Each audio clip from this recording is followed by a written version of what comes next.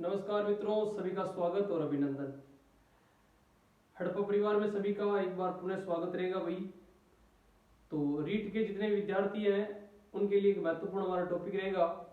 इसके अलावा जो विद्यार्थी एसएससी जीडी की तैयारी कर रहा है, इसके अलावा आपकी दिल्ली पुलिस की तैयारी कर रहा हुआ बंदा है, सीईटी की तैयारी कर रहा है, जनरल साइंस का ये टॉपिक जो बहुत ही ज्यादा महत्वपूर्ण रहने वाला है। और आज हम इस क्लास के अंदर चर्चा करने वाले हैं जेनेटिक्स के बारे में, आनुवांशिकी के बारे में बात करेंगे दोस्तों।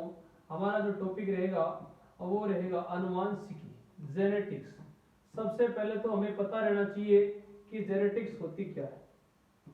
देखिएगा दोस्तों, आनुवांशिकी कहते किसे हैं। सबसे पहले मैं इसमें आपको छोटी सी एक परिभाषा नोट करवा देता हूं। सबसे पहले आपके दिमाग में इसकी परिभाषा रहनी चाहिए। विज्ञान की वह ब्रांच या वह शाखा जिसमें आनुवांशिक गुणों का या आनुवांशिक लक्षणों का क्या किया जाता है, अध्ययन किया जाता है, उसे हम क्या कहते हैं भाई, आनुवांशिकी कहते हैं। ध्यान रखना, विज्ञान की वह शाखा जिसमें आनुवांशिक गुणों या लक्षणों का अध्ययन किया जाता है। ध्यान रखना, कौन से लक्षण भाई, आनुवांशिक गुण या स्पेशली क्या होते हैं, लक्षण, लक्षणों का अध्ययन क्या कहलाता है, आनुवांशिकी कहलाता है। अब सवाल आएगा फादर ऑफ जेनेटिक्स। बहुत अच्छा सवाल है, father of genetics. Father of genetics किसे कहते हैं, बताइएगा भाई फटाफट कमेंट करके कि फादर ऑफ जेनेटिक्स किसे कहते हैं। तो आपका जो आंसर है वो रहेगा ग्रेगर जॉन मेंडल। कौन रहेगा, ग्रेगर जॉन जो मेंडल है उसे हम क्या कहते हैं, आनुवांशिकी का पिता कहते हैं। क्या कहते हैं, आनुवांशिकी का पिता, father of genetics Gregor John Mendel. फिर देखिएगा भाई, ग्रेगर जॉन मेंडल के बारे में एक नया प्रश्न आता है कि ग्रेगर जॉन मेंडल का जन्म कहां हुआ। ये देखिएगा भाई, ये लिखा हुआ है ग्रेगर जॉन मेंडल। अब ग्रेगर जॉन मेंडल का जो जन्म है ये मैं आपको बता दूं, ये हुआ था दोस्तों ऑस्ट्रिया में। कहां हुआ भाई, ऑस्ट्रिया में। कहा जाता है कि ये थे भाई पादरी। क्या थे भाई, पादरी। और ये जन्म हुआ भाई दोस्तों 1822 ईस्वी के अंदर हुआ।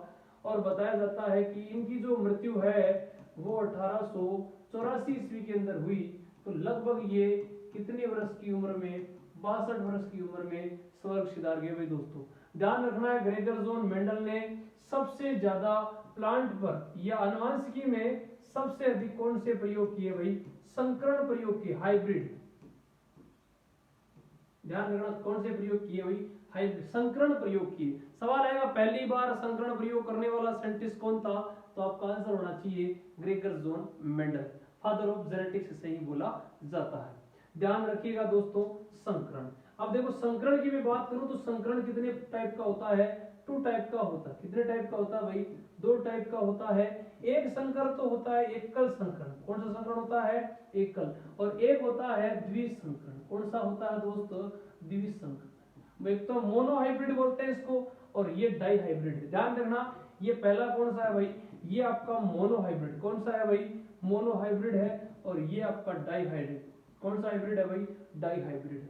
मोनो हाइब्रिड में क्या होता है, केवल एक जोड़ी लक्षण होते हैं। कितने जोड़ी होते हैं भाई, एक जोड़ी लक्षणों को लेकर संकरण किया जाता है या क्रॉस करते हैं। जबकि द्विसंकरण में कितने जोड़ी होते हैं भाई, ध्यान रखना, 2 जोड़ी। कितने जोड़ी, 2 जोड़ी। याद, वीडियो अच्छा लग रहा है तो वीडियो को शेयर जरूर करना दोस्तों। ये आपके लिए बहुत ही शानदार टॉपिक रहने वाला है भाई। आगे देखिएगा, प्रश्न आपके सामने रहेगा, आधुनिक आनुवांशिकी का जनक किसे कहते हैं। बहुत अच्छा प्रश्न है, आनुवांशिकी और आनुवांशिकी में ही कौन सी, आधुनिक। बहुत अच्छा प्रश्न रहेगा, आधुनिक आनुवांशिकी का जनक किसे कहते हैं। कोई मुझे बताएगा, आधुनिक आनुवांशिकी का जनक किसे कहते हैं। तो आपका आंसर होगा बेटसन। कौन है दोस्तों, बेटसन है। कौन है भाई, बेटसन। एक सवाल आता है प्रयोगात्मक आनुवांशिकी। ध्यान रखना, बहुत अच्छा प्रश्न है, प्रयोगात्मक आनुवांशिकी। कौन सी आनुवांशिकी, प्रयोगात्मक आनुवांशिकी। गजब का प्रश्न है भाई, प्रयोगात्मक। स्टार बना लेना भाई, स्टार बना लेना, दोनों के दोनों महत्वपूर्ण है। एक आनुवांशिकी जिसमें आधुनिक मॉडर्न जेनेटिक्स बोलेंगे, और एक ये भाई एक्सपेरिमेंटल जो जेनेटिक्स है उसका जनक कौन है। दोनों के जनक है भाई दोस्तों, अलग अलग है, आपको भी अलग अलग याद रखने हैं। देखिएगा भाई, ये है आपके टीएच मॉर्गन। कौन है भाई दोस्तों? टीएच जो मॉर्गन है, टीएच मॉर्गन को हाँ प्रयोगात्मक आनुवंशिकी का क्या कहते हैं भाई दोस्तों? जनक कहते हैं। अच्छे प्रश्न है, लेवल के प्रश्न है, एक से बढ़कर एक आपको प्रश्न में देने वाला हूं। आप बने रहिएगा, वीडियो को लाइक करते रहिएगा और सेशन को दबाकर शेयर करते रहिएगा, है ना। ये क्लास में आपके सामने हाँ बिल्कुल गजब की लेके आया हूं। यह एक एक प्रश्न आपके लिए महत्वपूर्ण रहने वाला है। फिर देखिएगा भाई यहाँ पर एक छोटी सी विशेष बात, छोटी सी जो विशेष बात है वो कौन सी है? यहाँ पर देखना, ये है मेंडल साहब। कौन से साहब भाई? मेंडल साहब। मेंडल साहब ने कौन से प्रयोग किए भाई? संकरण प्रयोग किए। अब ये संकरण प्रयोग किए किस पर किए भाई? अपने को पता रहना चाहिए। कौन सा मटर था भाई? उद्यान मटर। अरे कौन सा मटर था? उद्यान मटर जो था उस पर उन्होंने क्या किया भाई? संकरण प्रयोग किया। कौन सा प्रयोग किया? संकरण प्रयोग किया। कौन से मटर पर? उद्यान मटर पर। कौन सा प्रयोग? संकरण। अब सवाल क्या आता है, पिछली बार एलडीसी के अंदर एक प्रश्न आया था, मेंडल ने उद्यान मटर के अलावा कौन से प्लांट पर किया था? हेरेसियम। ध्यान रखना, उद्यान मटर के अलावा एक प्लांट और था, उसका नाम है हेरेसियम नाम का पौधा था, उस पर मेंडल ने इसके अलावा संकरण प्रयोग किया था। ठीक है भाई, याद रखना कौन सा पौधा था? हेरेसियम। अब कोई आपको ऐसे पूछे कि भाई उद्यान मटर पर ही उसने संकरण प्रयोग क्यों किया? ध्यान रखना यहाँ पर, ये देखो कौन सा मटर है? उद्यान मटर। अब उद्यान मटर की बात करेंगे भाई आगे, लेकिन उससे पहले छोटी सी बात करते हैं। उद्यान मटर का कौन सा नाम आपके सामने आएगा? वैज्ञानिक नाम। अरे कौन सा नाम? समझ में आ रहा है कि नहीं आ रहा है? वैज्ञानिक नाम आपको बताना पड़ेगा, और वो वैज्ञानिक नाम क्या है भाई दोस्तों? याद रखना, वैज्ञानिक नाम होता है इसका, क्या होता है दोस्तों? इसका जो वैज्ञानिक नाम है वो है भाई दोस्तों पाइसम सेटाइवम। कौन सा नाम है? Pisum sativum. पाइसम सेटाइवम इसका कौन सा नाम है? साइंटिफिक नेम है। अरे कैसा नाम है? साइंटिफिक नेम है, इंपॉर्टेंट रहेगा, पाइसम सेटाइवम। अब देखो छोटी सी बात ध्यान रखना, मेंडल ने मटर पौधे को क्यों चुना? चुनने का मेन जो कारण है वो क्या था? मेन कारण क्या था? मेन कारण क्या था देखो वो बता दूं मैं आपको। मैं इसको मेंडल ने मटर पौधे को ही क्यों चुना? सबसे पहला बड़ा कारण था कि ये पहले तो पौधा क्या था भाई? ये पौधा था कैसा? बोना था। इसके अलावा इसकी पैदावार भी क्या थी? अधिक थी। इसके अलावा क्षेत्र भी कम घेरता है, क्षेत्र भी कम घेरता है। पैदावार तो क्या थी भाई दोस्त? अधिक थी। एरिया क्या करता है? कम। एक साथ अनेक पीढ़ियां, एक साथ है वो ध्यान रखना, एक साथ अनेक पीढ़ियां उगाई जा सकती है, एक साथ अनेक पीढ़ियां उगाई जा सकती है। ठीक है भाई, इंपोर्टेंट है। और एक छोटे से क्षेत्र में अनेक सारे पौधे एक साथ, अनेक सारे पौधे एक साथ लगाए जा सकते हैं। छोटे क्षेत्र में ज्यादा पौधे लगाए जा सकते हैं, है ना। उत्पादन की दृष्टि से भी ज्यादा था, अच्छा था, है ना। संकरण के अंदर भी बहुत गजब का था। इसीलिए सबसे पहले मेंडल ने कौन सा पौधा चुना भाई? मटर का पौधा चुना। ये भी आपको ध्यान में रखना है। चलते हैं नेक्स्ट क्यू। एक एक चीज को क्लियर करते हुए जाना है भाई अपने को आगे। हर चीज अपने को आनी चाहिए कि कोई भी प्रश्न अपना छूट न जाए। देखो भाई यहां पर एक विशेष बात, मैं सबसे पहले मैं बात करूंगा भाई यहाँ पर मेंडल ने, ये मेंडल था, इस मेंडल ने 34 में से कितने में से? 34 में से कितने जोड़ी? 7 जोड़ी। कितने जोड़ी दोस्तों? 7 जोड़ी विपर्यासी लक्षणों को। कितने जोड़ी लक्षणों को भाई? 7 जोड़ी विपर्यासी लक्षणों में हाँ कौन सा प्रयोग किया भाई? संकरण प्रयोग किया। ध्यान रखना 34 में से टोटल कितने थे भाई? 7। कितने थे भाई? 34 में से 7। अब वो 7 जोड़ी विपर्यासी लक्षण कौन कौन से थे वो अपने को पता रहना चाहिए। मेंडल ने टोटल 34 में से 7 जोड़ी लक्षण है ना उनको ही लिया था, और 7 जोड़ी वो कौन कौन से थे वो हमें पता रहना चाहिए। एक एक चीज में आपको क्लियर करवाता जाऊंगा भाई दोस्तों, ध्यान रखना। ऐसी क्लास यूट्यूब पे आपको बहुत ही कम मिलेगी दोस्तों, बहुत ही कम मिलेगी, न के बराबर मिलेगी। सबसे पहले यहाँ पर मैं बात करूं पादप की लंबाई, किसकी बात करूं दोस्त? पादप की लंबाई को लेकर। सेकंड में बात करूं पुष्प की, पुष्प का रंग, किसका रंग भाई? पुष्प का रंग। नंबर 3 पर पुष्प की आकृति, अरे पुष्प की क्या दोस्त? आकृति। इसके अलावा नंबर 4 पर बात करें तो आता है वही बीज। कौन आता है वही बीज की आकृति। बीज की आकृति के बाद आता है वही, अरे बीज की आकृति के बाद में एक और आता है 5 नंबर पर आता है बीज का रंग। किसका रंग? बीज का रंग। और लास्ट 6 नंबर पे देखो भाई फली की आकृति। किसकी आकृति? फली की आकृति। किसकी आकृति भाई? फली की आकृति। और लास्ट नंबर 7 पर आएगा फली का रंग। किसका रंग भाई?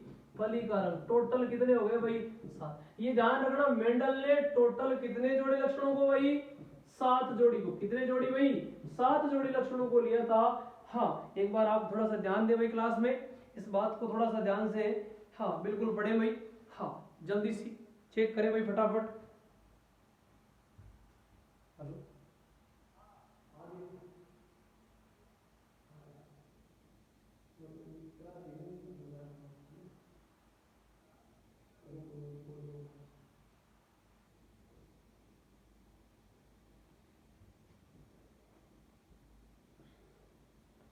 देखिएगा मित्रों, बने रहिएगा। और यहाँ पर एक विशेष छोटी सी बात मैं आपको बता दूं भाई दोस्तों, टोटल यहाँ पर 7 जोड़ी जो लक्षण है हमने लिए थे भाई, इन 7 जोड़ी में कोई भी अपना छूटना नहीं चाहिए पीछे, है ना, पीछे नहीं रहना चाहिए, है ना। ये बात पादप की लंबाई, रंग आकृति, रंग आकृति बात हो रही है ना। यहाँ पर 2 तो अपने को लेना, फूल, फिर आता है बीज और उसके बाद है फली। या ऐसे पहले पादप है, फिर उसके बाद पुष्प है, उसके बाद फली और फली के बाद बीज। तो दो जोड़े हो गए, ये एक हो गए 7। टोटल कितने हो गए भाई? 7 जोड़ी। ध्यान रखना 7 जोड़ी। अब देखो भाई, अब देखो मेंडल ने एक छोटी सी बात, जो जीन होता है ना, जीन, इस जीन को एक नाम दिया था भाई, कारक। जीन को फैक्टर का क्या बोला भाई? फैक्टर बोला। एक विशेष लक्षण के लिए एक विशेष जीन या विशेष कारक उत्तरदायी होता है। किसी जीव के विशेष लक्षण के लिए एक विशेष कारक उत्तरदायी होता है, एक फैक्टर होता है। जीन देखो यहाँ पर बहुत इंपॉर्टेंट वर्ड है, हाँ वर्ड है भाई, ध्यान रखना। जीन जो शब्द है, ये शब्द दिया था किसने? जोहानसन ने। किसने दिया था? जीन शब्द जॉनसन ने दिया था 1909 में। कब दिया था? 1909 में जीन शब्द दिया था। और यहाँ पर ध्यान रखना, जीन ये जीव की कौन सी इकाई है? आनुवांशिक इकाई। कौन सी इकाई है दोस्तों? आनुवांशिक इकाई है। फिर इसके बाद देखो नया प्रश्न बनता है, ये जो जीन है, ये जीन हमेशा रहता है किसमें? युग्म में। किसमें रहता है दोस्त? युग्म में रहता है, जोड़े में रहता है। और जीन हमेशा किस पर लगे होते हैं? गुणसूत्रों पर। किस पर लगे होते हैं? गुणसूत्रों पर। अरे कौन से क्रम से लगे होते हैं? ये भी पता रहना चाहिए। कौन से क्रम से? रैखिक क्रम से लगे होते हैं। और जीन भी क्या है भाई? ये डीएनए का क्या है भाई? खंड है। डीएनए का क्या है? खंड है। डीएनए का टुकड़ा है जीन, जो गुणसूत्रों पर रैखिक क्रम से लगा होता है, हमेशा युग्म में रहता है। ये एक पीढ़ी से दूसरी पीढ़ी में, हाँ ये क्या है भाई? आनुवंशिक गुणों लक्षणों को ले जाने का काम करती है। इंपॉर्टेंट रहेगा, शब्द जॉनसन ने दिया था। और एक विशेष बात और इसी में आती है, जो एग्जाम की दृष्टि से सबसे ज्यादा महत्वपूर्ण है। एक सवाल आता है, एक जीन एक एंजाइम सिद्धांत, एक जीन एक एंजाइम सिद्धांत है, ये किसने दिया था? बहुत अच्छा प्रश्न है, नोट लगा लेना भाई, एग्जाम में एज इट इज छपेगा भाई। एक जीन एक एंजाइम सिद्धांत दिया था, और ये दिया था भाई किसने? बीडल और टेटम ने। बीडल तथा टेटम नाम के कितने वैज्ञानिक थे भाई? 2 वैज्ञानिक थे। उन्होंने एक जीन एक एंजाइम, एक विशेष जीन के लिए एक विशेष एंजाइम निर्भर करता है, इसीलिए उसने सिद्धांत बना दिया, एक जीन एक एंजाइम सिद्धांत बीडल तथा टेटम ने दिया। अच्छा प्रश्न है, लेवल का प्रश्न है, याद रख लेना दोस्त। चलते हैं आगे। फिर बात आती है संकरण की। एक बार पुनः मैं बात करता हूं हाइब्रिड की। कितने टाइप के लिखाए थे भाई? 2 टाइप के। पहला कौन सा था?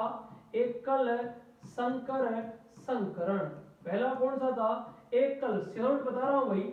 और नंबर 2 बात कर रहे हैं द्विसंकर संकरण, एकल संकर संकरण और द्विसंकरण, मोनो हाइब्रिड और डाई हाइब्रिड। यहां पर अपने को ध्यान रखना है, एकल संकरण में कितने जोड़ी, एक जोड़ी, कितने जोड़ी, एक जोड़ी लक्षणों के मध्य, कितने जोड़ी लक्षणों के मध्य, एक जोड़ी लक्षणों के मध्य क्या होता है दोस्त, क्रॉस होता है। उसमें स्पेशली क्या लिया जाता है, पौधे की लंबाई को लेकर। तो विशेष लक्षण कौन सा होता है भाई, पौधे की लंबाई। और लंबाई में एक तो लेते हैं लंबा और दूसरा लेते हैं दोस्त बोना। लंबे के लिए साइन आता है कैपिटल टी और बोने के लिए आता है स्मॉल टी, ये भी आपको ध्यान रखना। द्विसंकरण में कितने जोड़ी लक्षण हो जाएंगे भाई, 2 जोड़ी लक्षण हो जाएंगे। 2 जोड़ी का मतलब हो गया 4 हो गए भाई, 1 जोड़ी का मतलब 2 हो गए। द्विसंकरण में 2 बातें आएंगी, कितनी बातें आएगी, 2।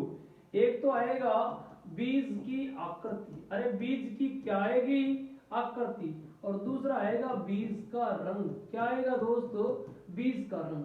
अब देखो बीज का रंग कैसा हो सकता है, पीला भी हो सकता है, क्या हो सकता है भाई, पीला भी हो सकता है।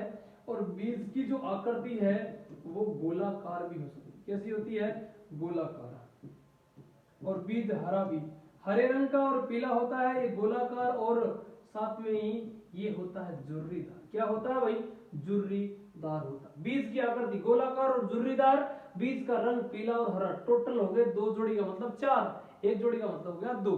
ध्यान रखना यही आएगा। अब देखो एकल संकरण, एकल संकरण पर मेंडल का कौन सा नियम आधारित है, ये बात भी करते हैं। अब आता है मेंडल के नियम पर,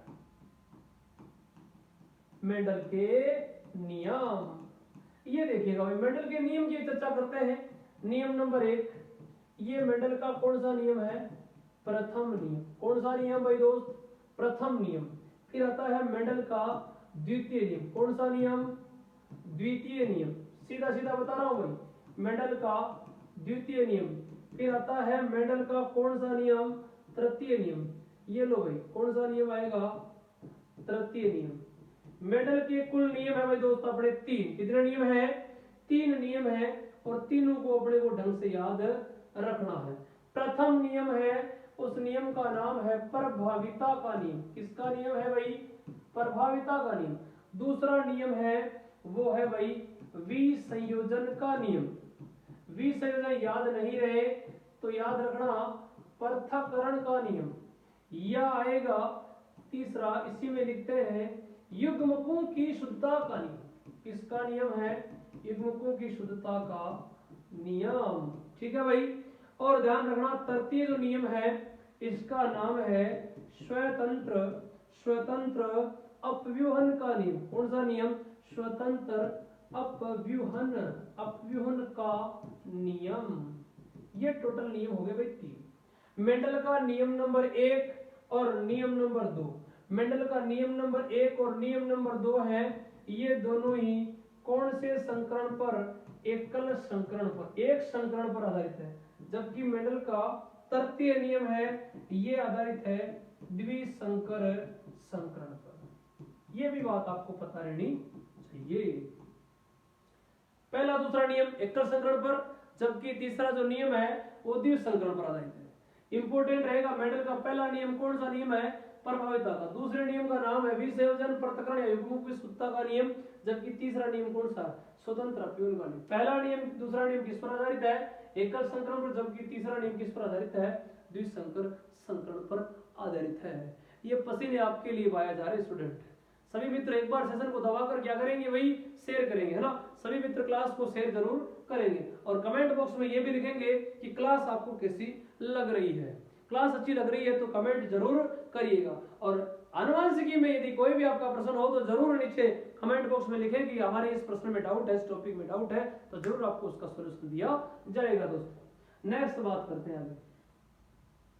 आगे देखिएगा प्रश्न हमारे अच्छे रहेंगे। यहाँ पर देखो नियम नंबर जो 1 है, पहला जो नियम है प्रभाविता का नियम, उसकी मैं थोड़ी सी आपको चर्चा बता देता हूं कि प्रभाविता के नियम में क्या होता है कि पौधे की जो लंबाई होती है, पौधे की क्या दोस्त, पौधे की लंबाई, अब पौधे की लंबाई में आपने एक लक्षण लिया टी और टी, एक लिया वही छोटा, ये तो दर्शाएगा किसको, बोने को दर्शाएगा, जबकि ये दर्शाएगा किसको, लंबे को दर्शाएगा।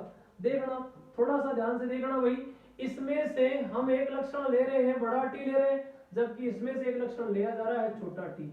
अब इसका मतलब ये और ये दोनों ये स्पेशली क्या हो गए भाई, जनक। तो जनक से जनक पीढ़ी बन गई। अब इस दोनों के बीच में क्या करते हैं भाई, क्रॉस करवाते हैं, दोनों के बीच क्या करवाते हैं, क्रॉस करवाते हैं। तो हमें कौन सी पीढ़ी प्राप्त होती है, F1 पीढ़ी। कौन सी पीढ़ी प्राप्त होती है, F1 पीढ़ी। अब F1 पीढ़ी में आपको ध्यान रखना है, जो T बड़ा है ये दर्शाएगा किसको, प्रभावी को, छोटा T है ये दर्शाएगा अप्रभावी को। छोटा T है प्रभावी और बड़ा T क्या है, प्रभावी। मेंडल का पहला नियम ध्यान रखना भाई, मेंडल का पहला नियम है प्रभाविता का नियम। ये केवल यही बताता है कि प्रभावी और अप्रभावी क्या होते हैं। जो लक्षण पहली पीढ़ी में प्रकट हो जाते हैं, F1 पीढ़ी में प्रकट हो जाते हैं, वो प्रभावी होते हैं, जो नहीं प्रकट होते वो अप्रभावी होते हैं। इतना आपने को याद रखना है। तो ये है वही मेंडल का। अब देखो, अब पहली पीढ़ी से हमें कौन सी पीढ़ी प्राप्त करनी है, दूसरी पीढ़ी। जब हमें दूसरी पीढ़ी प्राप्त करनी हो तो F1 पीढ़ी के जितने भी लक्षण है या पादप हैं उनमें कौन सी क्रिया करवानी है, स्वपरागण। अरे कौन सी क्रिया, स्वपरागण क्रिया करवानी है। कौन सी क्रिया करवानी है, स्वपरागण। जब स्वपरागण कराओगे तो कौन सी पीढ़ी प्राप्त होगी, F2 पीढ़ी प्राप्त। एक बार देखिएगा, मैं इसको थोड़ा सा आगे ले जा रहा हूं, इधर है ना, इधर से नोट कर लीजिएगा आप। आपके सामने F1 पीढ़ी में दो लक्षण है, T बड़ा और छोटा है। मैं इसको ऐसे लिख रहा हूं, ये T बड़ा है ये छोटा है, ठीक है भाई। यहाँ पर इन दोनों के बीच हम क्या करवाते हैं, क्रॉस करवाते हैं। देखो ये देखिएगा भाई, यहाँ पर एक बात आपने को ध्यान रखना है, नर के लिए साइन अलग आता है और मादा के लिए। देखो ये साइन आता है हमेशा मादा के लिए और ये साइन आता है नर के लिए। अब हमें क्या करना होगा, यहाँ पर क्रॉस करवाना होगा। क्या करवाना भाई, क्रॉस। सेम देखो, सेम T और T सेम लिया, इधर वो छोटे को लेना है ना। दोनों के T और T दोनों के बीच में क्रॉस करवाएंगे तो यहाँ पर एक नया ही बढ़ेगा, डबल T बढ़ेगा ऐसा ना।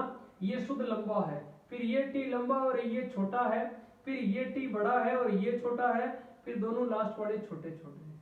देखो याद रखना, जो आपको बाहर से दिख रहे हैं वो बिल्कुल क्या होंगे भाई, प्रभावी होंगे। जो नहीं होते हैं वो अप्रभावी होते हैं। कहने का मतलब है इस यूनिट से, इस टॉपिक से प्रश्न कैसे आएगा, एक तो प्रभावी अप्रभावी पूछ लेगा, इसी के साथ आपको अनुपात पूछेगा, रेशियो पूछेगा। देखो यहाँ रेशियो देखना, ये क्या है, लंबा है, ये क्या है, अशुद्ध लंबा है, ये भी क्या है, अशुद्ध लंबा है, ठीक है भाई। और ये बिल्कुल एकदम बोना है। तो अपने को प्रश्न आएगा कि लंबा अनुपात अशुद्ध लंबा अनुपात बोना। देखो लंबे कितने दिख रहे हैं, अरे केवल लंबा बता रहे हैं, बिल्कुल शुद्ध लंबे की बात कर रहा हूं मैं, वो एक है, अशुद्ध लंबे दो है और शुद्ध बोना एक है। ये रेशियो होता है 1:2:1 का। और ये हमेशा कहलाता है दोस्तों जीन प्ररूप। क्या कहलाता है, जीन प्ररूप। और जीन प्ररूप को हमेशा कहा जाता है जीनोटाइप। क्या कहा जाता है, जीनोटाइप कहा जाता है। अब एक होता है फिनोटाइप। अब आपको देखो लंबा लंबा लंबा, तो लंबे कितने हैं, सीधा सा प्रश्न आएगा, लंबा अनुपात बोना पूछ ले तो लंबे कितने हैं, 3 लंबे हैं, बोना कितना है, 1 है, तो 3:1 है। ये इसका फिनोटाइप है। क्या है भाई, फिनोटाइप अनुपात है। फिनोटाइप को कहा जाता है लक्षण प्ररूप। क्या कहा जाता है, लक्षण प्ररूप। ध्यान रखना सवाल आएगा, एकल संकर संकरण का लक्षण प्ररूप अनुपात क्या होता है, तो बताना 3:1। जबकि आपको प्रश्न पूछे कि आप बताना, क्या बताना भाई, जीन प्ररूप अनुपात, तो 1:2:1 बताना, 1:2:1। ये जीनोटाइप है, जबकि फिनोटाइप अनुपात होता 3:1। प्रश्न क्लियर होना चाहिए। प्रभाविता का नियम में पहले जनक है, क्रॉस करवाया, F1 पीढ़ी, ये T प्रभावी अप्रभावी। ये यहाँ पर F1 पीढ़ी में पुनः स्वपरागण करवाया। पादों में पता है स्वपरागण होता है, स्वपरागण में सेम उन्हीं की क्रिया होती है, उन्हीं की क्रिया हो रही है। यहाँ पर हमने क्रिया करवा दी है। क्रिया करवाने के बाद 1 2 3 4 लक्षण हमें मिले, 4 में से 1 लंबा, 2 अशुद्ध लंबे, 1 बोना, ये तो हो गया इसका फिनोटाइप। जबकि 3 लंबे और 1 बोना, ये हो गया इसका फिनोटाइप। समझ में आ रहा है तो कमेंट करिएगा। नेक्स्ट चलते हैं अगले नियम पे। अगले नियम की बात करता हूं भाई दोस्त में, अगला जो हमारा नियम है वो नियम नंबर रहेगा भाई दूसरा। नियम नंबर दूसरा है वो है आपका पृथक्करण। कौन सा नियम है भाई? पृथक्करण का नियम। अरे दूसरा नियम कौन सा है? पृथक्करण का नियम। अपने को सीधा याद रखना है ये नियम भी किस पर आधारित है?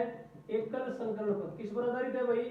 एकल संकरण पर आधारित है। इसमें ध्यान रखना युग्मक बिल्कुल शुद्ध होते हैं। युग्मकों की शुद्धता का नाम नियम भी कहते हैं इसको। अरे युग्मकों की क्या कहते हैं? शुद्धता का नियम भी कहते हैं। F1 पीढ़ी से F2 पीढ़ी से प्राप्त होती है स्वपरागण में तो युग्मक है वो पृथक पृथक होते हैं, अलग अलग होते हैं और साथ ही साथ युग्मक ऑटोमेटिक अपने आप में क्या रहते हैं भाई? शुद्ध रहते हैं। ध्यान इतना रखना है सेम टू सेम वही आएगा लेकिन अपने को पता ये रखना है कि कौन संकरण पर आधारित है। एकल पर इसको और नाम से जानते हैं युग्मकों की शुद्धता का नियम और इसके अलावा इसका एक नाम और है विसंयोजन का नियम। कौन सा नियम? विसंयोजन का नियम। अरे नियम नंबर 3 की बात कर रहा हूं। नियम नंबर तीसरा देखो भाई, नियम नंबर जो 3 है वो नियम कौन सा है? स्वतंत्र अपव्यूहन।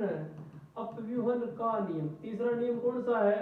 स्वतंत्र अपव्यूहन का नियम। कौन से संकरण पर आधारित है? द्विसंकरण डाइहाइब्रिड पे आधारित है। स्वतंत्र अपव्यूहन के नियम में क्या होता है कि जब दो जोड़ी विपर्यासी लक्षणों के मध्य क्रॉस या निषेचन करवाया जाता है तो जो लक्षण F1 पीढ़ी में प्राप्त होते हैं तो स्वपरागण क्रिया करवा कर F2 पीढ़ी प्राप्त की जाती है तो लक्षणों की वंशागति स्वतंत्र रूप से होती है। इसीलिए इसको एक बात ध्यान रखना पृथक पृथक तो होते हैं लेकिन एक दूसरे पे कोई अपना प्रभाव नहीं दिखाते। स्वतंत्र अपव्यूहन का नियम कहते हैं। ध्यान रखना है इंपॉर्टेंट रहेगा। इसमें हमने कहा था 2 लक्षण लेने हैं। एक तो बीज, एक तो क्या लेना है? बीज की आकृति लेनी है और एक लेना है बीज का लेना है रंग। आकृति में लेना है अपने को आर। आर क्या होता है? गोल और एक छोटा आर होता है झुर्रीदार। बीज का रंग वाई बड़ा लेते हैं पीला और एक वाई छोटा लेते हैं। ध्यान रखना ये हरे को दर्शाएगा, ये पीले को दर्शाएगा, ये गोल को दर्शाएगा और ये छोटा और झुर्रीदार को दर्शाएगा। यही बात पढ़ेंगे भाई, यही बात इसमें पढ़ेंगे। इसमें चेकर बोर्ड सारणी है। कौन सी सारणी है भाई? मेंडल की चेकर बोर्ड। ध्यान ये रखना है चेकर बोर्ड सारणी कौन से नियम में आती है? तो चेकर बोर्ड सारणी है वो कौन से संकरण में आती है? द्विसंकरण में आती है और नियम अपना कौन सा रहेगा भाई? स्वतंत्र अपव्यूहन का नियम रहेगा। कौन सा नियम रहेगा? स्वतंत्र अपव्यूहन का नियम रहेगा।